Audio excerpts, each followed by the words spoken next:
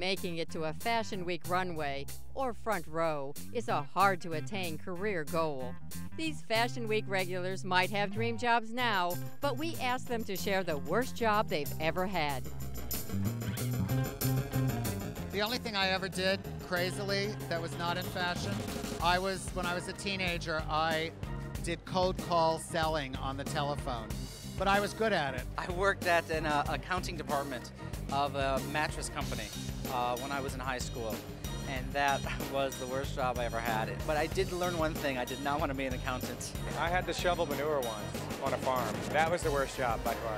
You know, for a while after Save the Last Dance came out, I was still working as a substitute teacher in New York City public high schools, and that was kind of tricky because kids would like cut class to go check out Chenille from Save the Last Dance teaching Spanish. Well, I worked in a coffee factory, and then I also worked in a warehouse for whistles, packing boxes and doing the shipping one summer, which was actually really tedious. Landscape gardener, that was pretty, well, I was just labourer, manual labourer. Delicate hands, you know.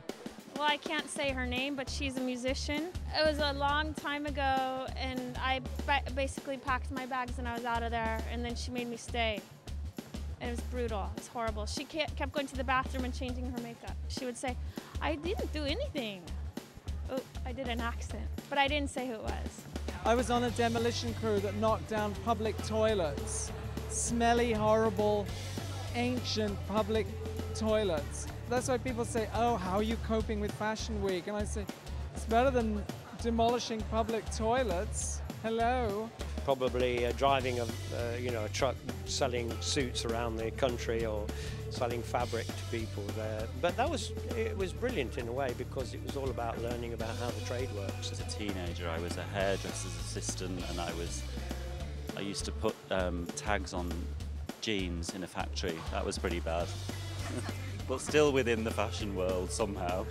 One of the sickest jobs I've ever had was assisting a bridal wear designer.